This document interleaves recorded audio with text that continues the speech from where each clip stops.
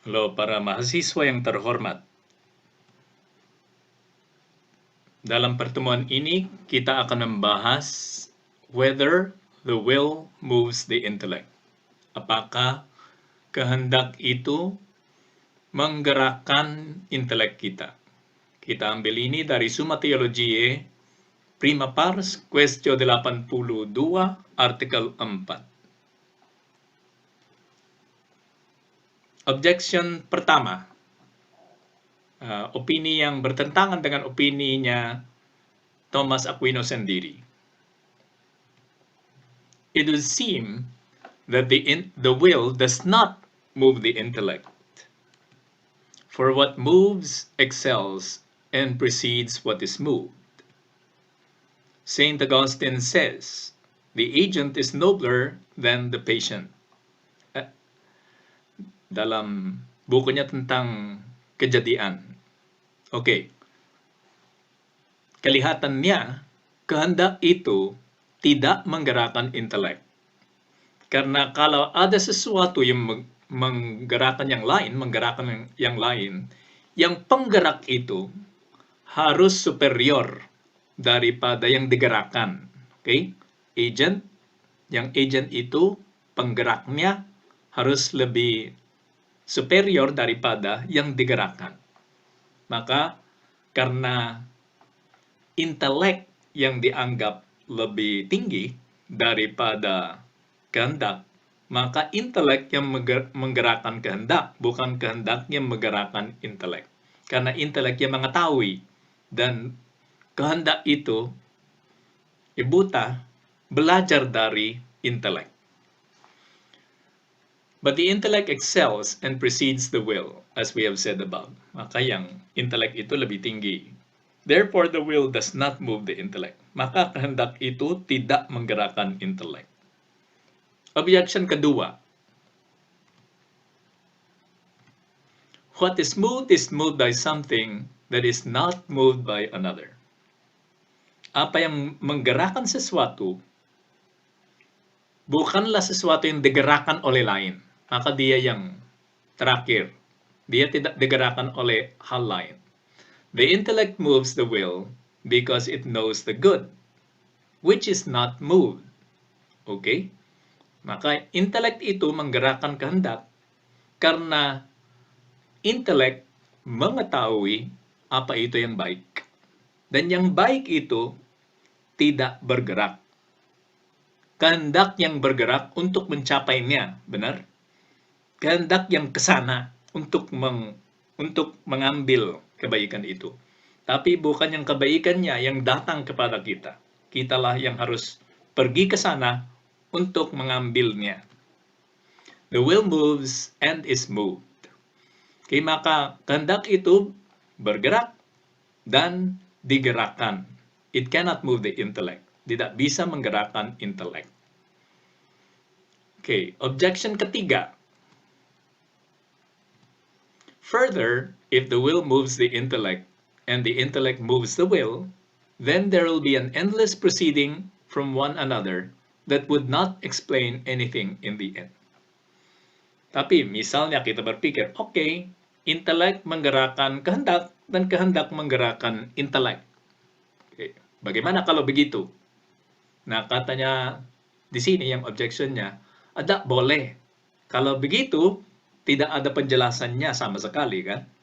Maka penjelasannya kehendak adalah intelek dan penjelasannya intelek adalah kehendak.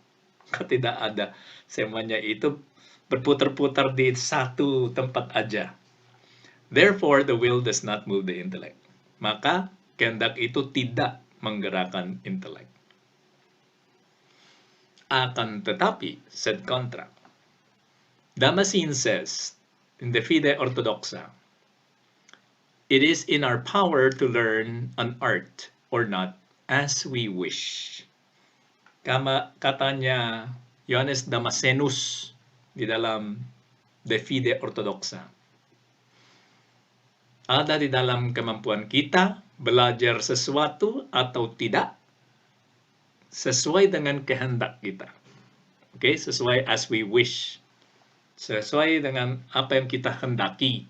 Ito katanya Damascenos. Respondeo decendum quod, penjelasan dari Thomas Aquino. A thing can move another in two ways. Bagaimana kita bisa menjelaskan bahwa kehendak itu bisa menggerakkan intelek?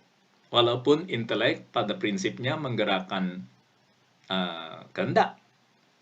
Maka itu karena ada dua cara bagaimana sesuatu bisa menggerakkan yang lain itu. Yang pertama, sesuatu bisa digerakkan sebagai tujuan. Oke? Maka kalau kita tujuan, kita menggerakkan. Gitu. Kalau tujuan itu yang baik, misalnya makanan, kan? Makanan itu menggerakkan kita karena kita mau ke sana untuk memakannya. Yang kedua, sebagai penggerak, agent, agen, pendorong. Oke, ada yang menarik, benar, itu yang N, tujuan. Karena dia adalah tujuannya, maka dia menarik hal itu kepadanya. Tapi ada yang mendorong, itu agennya. Moved by an end. The intellect presents the good as an end of the will. Intelek itu menunjukkan kebaikan sebagai tujuannya si kehendak. Maka begitu, intelek itu menggerakkan kehendak. Karena ditunjukkan kebaikan yang dicari oleh kehendak itu. In this way, the intellect moves the will. As an agent, bagaimana yang lain itu, yang kedua? Artinya kedua. In this way, the will moves the intellect and all the powers of the soul, as Anselm says. Okay, penggerak. Why the will is an agent? That power which regards the universal end moves the powers which regard particular ends. Okay, kalau ada kemampuan, kekuasaan di dalam diri kita, yang mencari tujuan universal, maksudnya yang terakhir, yang sungguh-sungguh dicari, dia menggerakkan semua kemampuan lain, kekuasaan lain, daya lain, yang mencari yang partikular, yang konkret. Maka yang mencari yang universal, menggerakkan yang bisa mencari yang partikular, yang konkret. Maka di dalam sistem seluruhnya ada sesuatu yang mencari yang terakhir, yang universal. Tapi di tengahnya, di dalam proses pencarian yang universal, ada beberapa yang mencari yang partikular, yang konkret. Okay. Now, the object of the will is good and the end in general. Itu. Objeknya, kehendak, adalah kebaikan dan tujuan terakhir, yang umum, yang universal. Maka bukanlah intelek yang punya kebaikan sebagai objek universal, melainkan kehendak. Karena kalau itu yang intelek itu sudah mengetahui yang partikular, yang konkret, benar? Sudah mengambil forma substansialnya. Ya, sudah sebagian dari kebaikan yang seluruhnya. Tapi si kehendak yang mencari kebaikan untuk seluruhnya, universal. Itu bisa dilihat dari yang kita belajar sebelum ini, kan? Voluntas ut natura.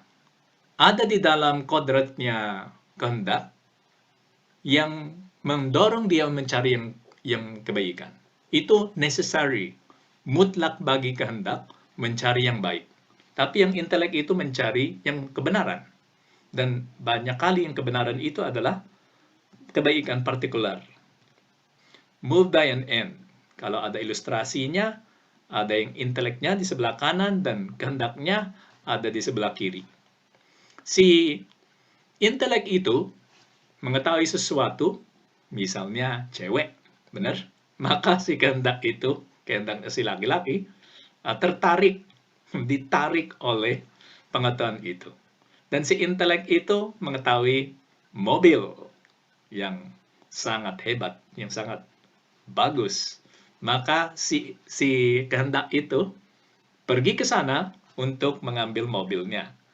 Dan si uh, intelek melihat pendidikan, kan? Pendidikan tinggi itu ditujukan kepada si kehendak sebagai sesuatu yang sangat baik. Maka si kehendak itu pergi ke sana untuk mengambilnya.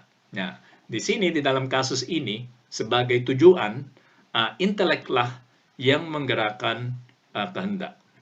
Tapi sebagai agent penggeraknya, pendorong, oke, secara umum si kehendak itu tahu yang baik. Nah, karena dia kurang lebih mengerti bahwa pendidikan itu baik, dia menyuruh si intelek itu untuk mengetahui apa itu pendidikan. Dan katanya si intelek, oh itu sesuatu yang baik. Ya. Setelah dia mengetahuinya, dia memberitahu si kehendak bahwa itu baik. Maka si kehendak itu menyuruh dia untuk belajar. Dan ada ceweknya.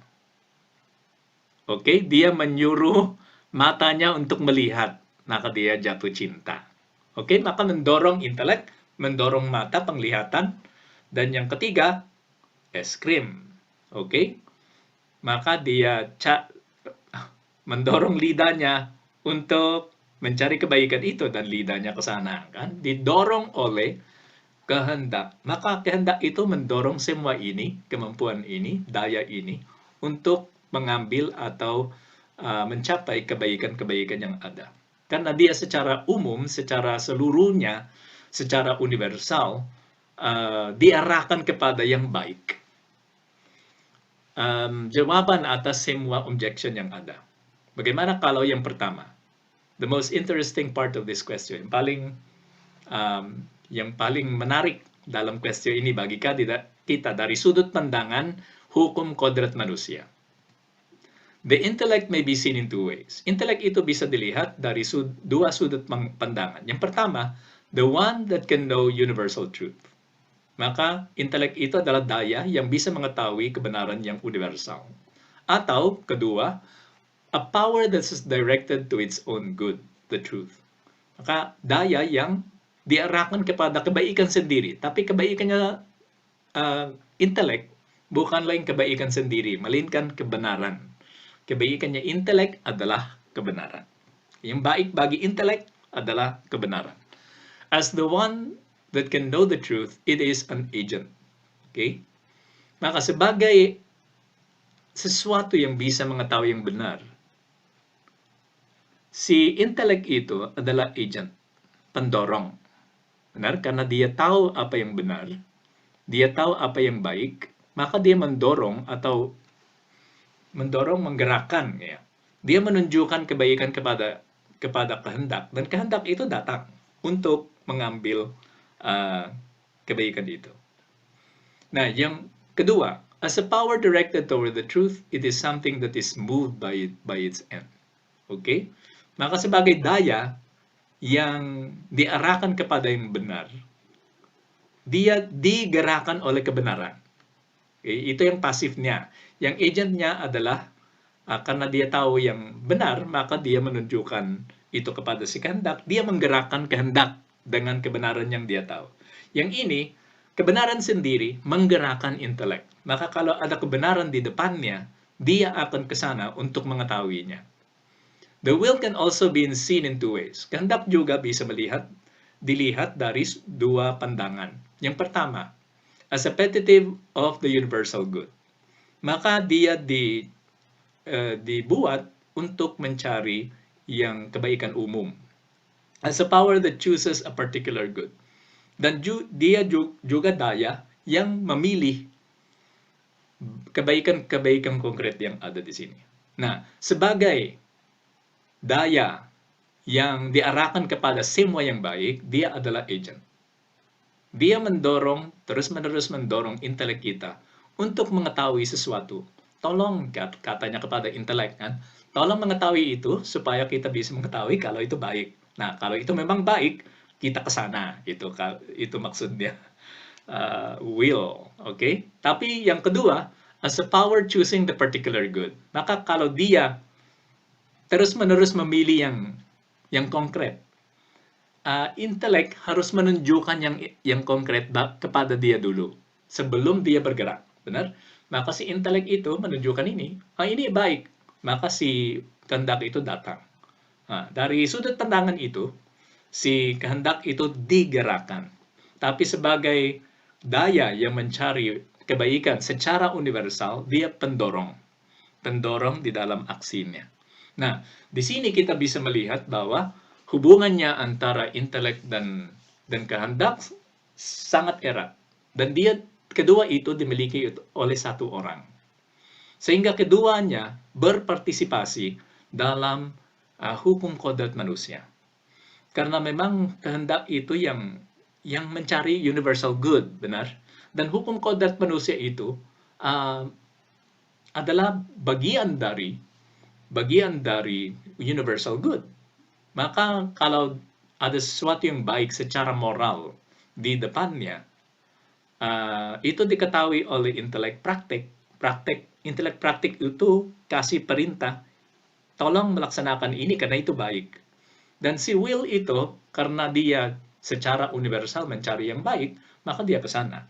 Juga karena dia adalah yang daya untuk mencari yang universal, dia menyuruh intelek, tolong mengetahui itu, tolong mengkaji ini atau mengkaji itu, supaya kita bisa mengetahui kalau itu baik. Dan kalau itu baik, kita ke sana. Okay? Maka tabelnya seperti ini. Yang the will di atas, intelek di bawah. Intelek itu, the will itu kehendak inclined to the universal good. Nah, dan juga dia, when it chooses a particular good.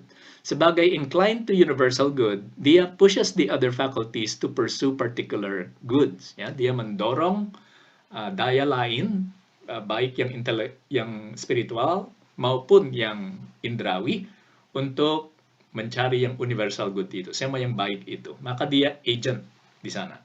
When it chooses a particular good, ketika dia memilih atau memilih satu kebaikan yang partikular, maka dia attracted by the good presented by the intellect. Intellect itu menunjukkan kebaikan kepadanya dan dia bergerak untuk mencapai kebaikan itu. Moved by the intellect toward a goal. Nah, bagaimana kalau intellect? Intellect itu inclined towards universal truth. Nah, yang dicari oleh intellect adalah kebenaran universal. Dan sisi lain, when it seeks to know something it does not yet know. Okay? Ketika dia mencari sesuatu at mau mengetahui sesuatu yang dia belum tahu. Okay, yang pertama itu inclined to universal truth, proposes the goods to the will. Okay? Dia adalah agent. Ketika dia menunjukkan kepada kehendak apa yang baik. Okay? Dan kalau dia mencari yang dia belum tahu, the will pushes the intellect to know the unknown thing. Ada sesuatu yang rasanya baik, maka si intelek itu terdorong oleh kehendak untuk mengetahui hal itu. Supaya nanti kehendak itu bisa memilihnya kalau itu baik.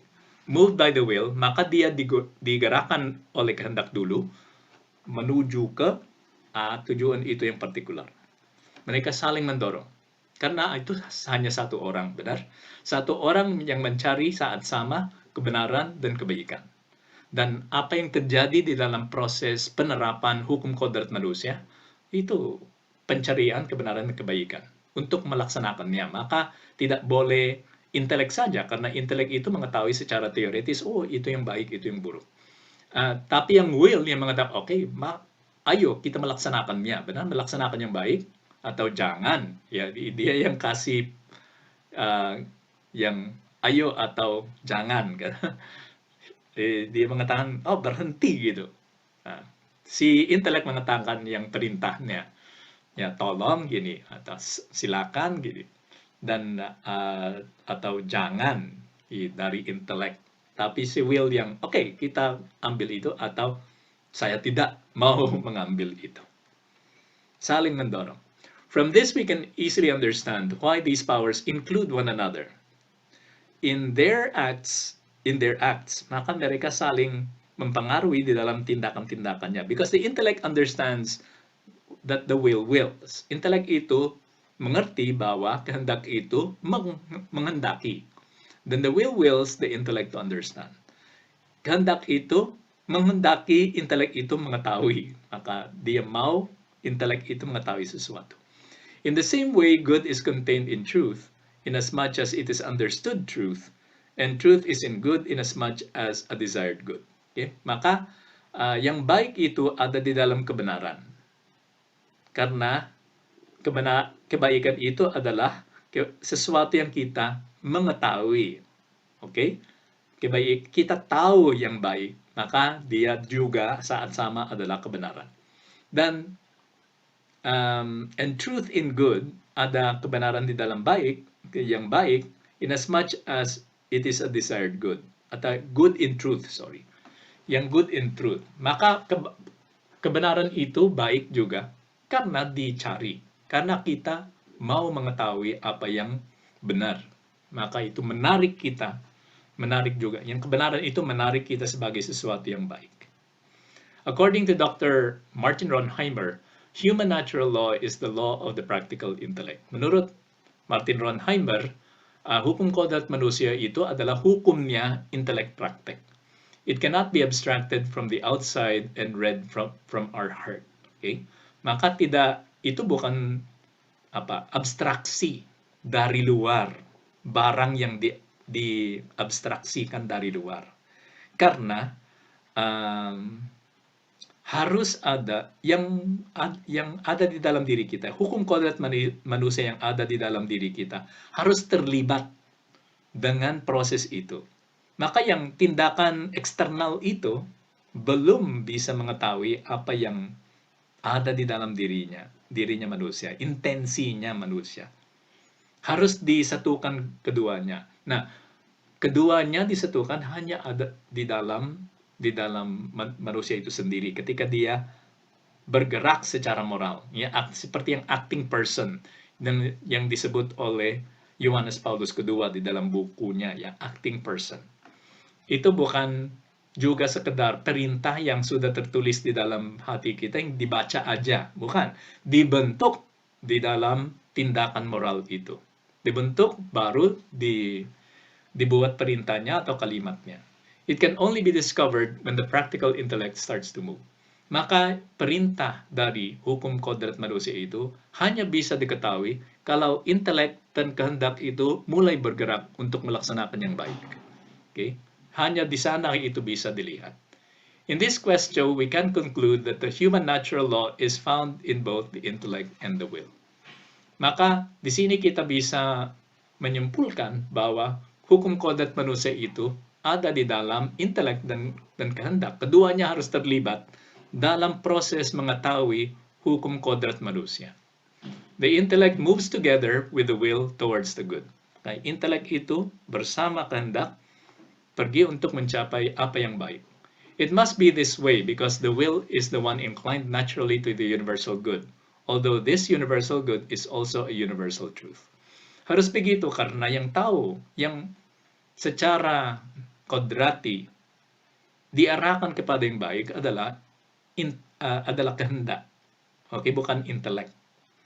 Maka harus ada bantuan dari kehendak supaya yang intelek praktek itu terdorong untuk mencari yang baik. Yang adalah saat sama karena yang baik itu saat sama adalah benar. Okay, universal truth.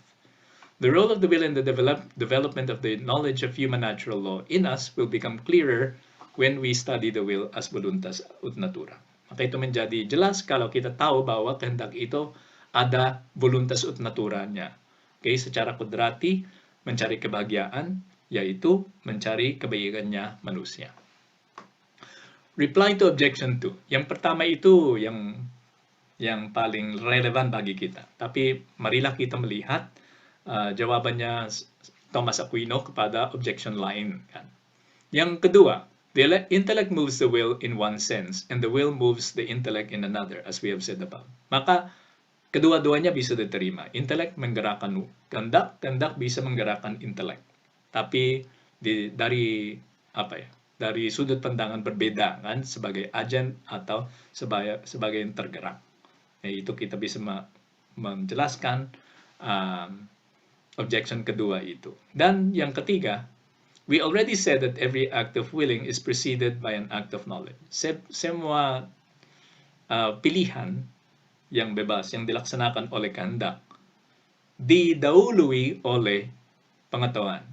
So everything begins with knowledge. Semuanya itu memulai dengan pengetahuan. There is no need to regress into infinity in the interaction between the will and the intellect. Maka tidak perlu jadi siklik kan. Karena semuanya memulai dengan mengetahui sesuatu. Manusia itu mengetahui yang indrawi itu masuk ke dalam daerah intelektual, maka yang intelektual itu yang memulainya. Walaupun kehendak itu setelah manusia itu mengetahui sesuatu terus-menerus mencari yang benar, maka itu mereka saling menggerakkan. Oke, the end. Semoga ajaran itu jadi jelas. Demikian kita bisa melihat bagaimana kehendak itu terlibat di dalam pengetahuan hukum kodrat manusia. Bagaimana kehendak itu terlibat di dalam pembentukannya hukum kodrat manusia ketika sinteresis itu dari potensialitas, dari statusnya seperti habitus, dikembangkan menjadi aktus.